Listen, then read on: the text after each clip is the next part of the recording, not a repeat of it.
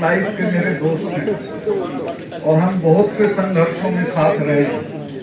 जब इन्होंने मुझे बताया कि इस तरह का एक भाईचारे का सम्मेलन ये कर रहे हैं, तो मैंने फौरन कहा कि मैं जरूर आऊंगा। और मैंने बहुत से साथियों को, कोच साहब को, ये अपने चडूनी साहब को और उदारा साहब को, सबसे मैंने प्रार्थना की कि ये एक शानदार और एक तरह से ऐसी जगह पे आप जा रहे हो जहां जाके आपको लगेगा कि हमने अच्छा काम किया। और मैं जब यहाँ आया तो इसके बाद मुझे लगा कि वाकई आज का दिन हमारे लिए बहुत महत्वपूर्ण और बहुत शानदार दिन है।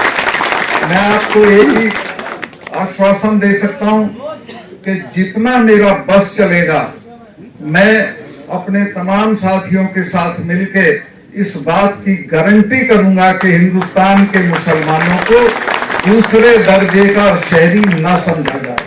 बराबर उनकी इज्जत हो, बराबर उनकी हिफाजत हो और उनके लिए हम लोग खड़े रहेंगे। और ये कोई समझाने की बात नहीं, हमारे देश का इतिहास भाईचारे की मिसालों से भरा पड़ा है। अभी वो लोग जो गा रहे थे, जिस वक्त राणा सांगा लड़ने के लिए गए तो बाबर ने बहुत जबरदस्ती की और हाकिम खान उसको हसन खां मेवाती को कहा कि आप मेरी तरफ से लड़िए।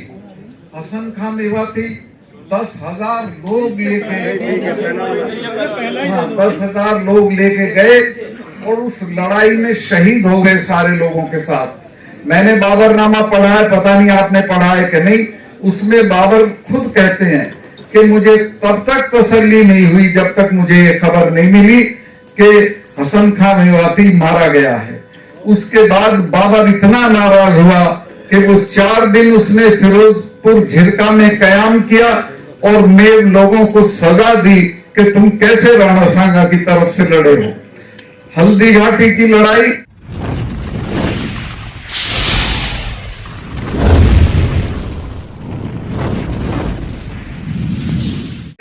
राजपूत इतिहास की एक ही लड़ाई है जिसको हम बहुत महत्वपूर्ण मानते हैं।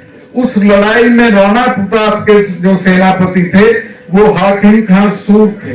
हाकिम खान सूर एक पठान थे और वो उनकी जो जहां ये हल्दी घाटी में लड़ाई हुई, वहां से मुगलों को धकेलते हुए बनास नदी है वहां तक ले आए। और वहां मैं गया हुआ हूं, मैं खुद गया था। मैंने वहां एक गेस्ट हाउस भी बनवाया जब मैं मिनिस्टर था। तो उस इलाके का इतने लोग मारे उन्होंने कि वहां रक्त तलाई उस जगह का नाम पड़ गया कि खून का तालाब, रक्त तलाई। आज भी वो रक्त तलाई के नाम से जाना जाता है, बोर्ड लगा हुआ है। तो ऐसे ऐसे महापुरुष, ऐसे ऐसे लोग हिंदू मुसलमान एकता के लिए शहीद हुए।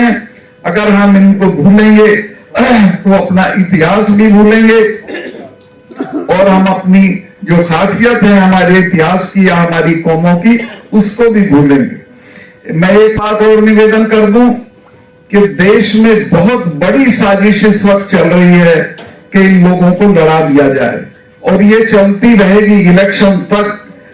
बहुत सावधान रहने की जरूरत, अपनी आपसदारी को कायम रखने की जरूरत, किसी भी तरह से इसको तोड़ना नहीं।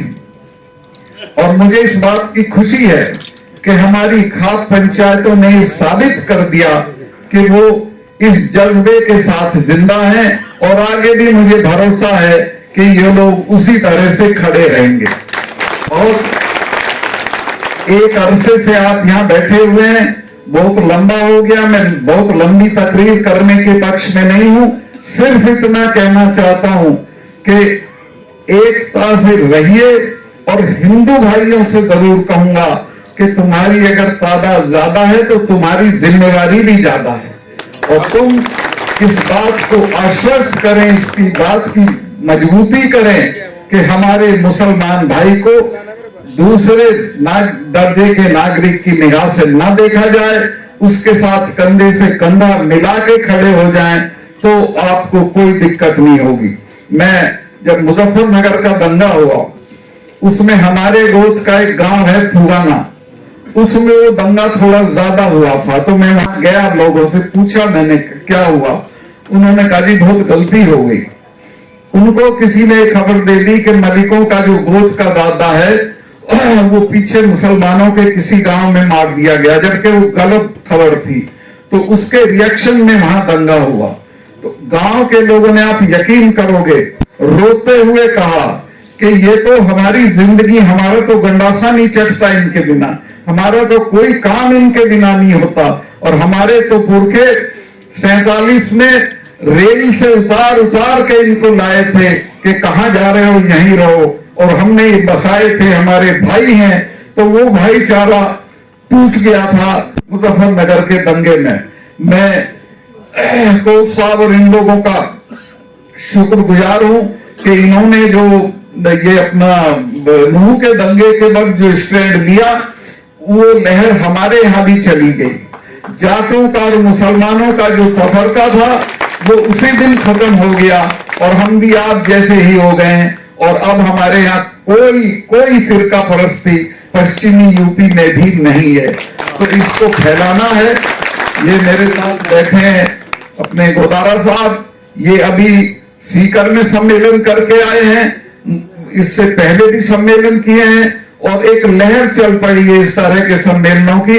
और हम आपको इरफान भाई वहां बुलवाएंगे, आप आइए और आप यहाँ का पैगाम इस पंचायत का, इस मजलिस का, इस गैदरिंग का लेके निकलिए।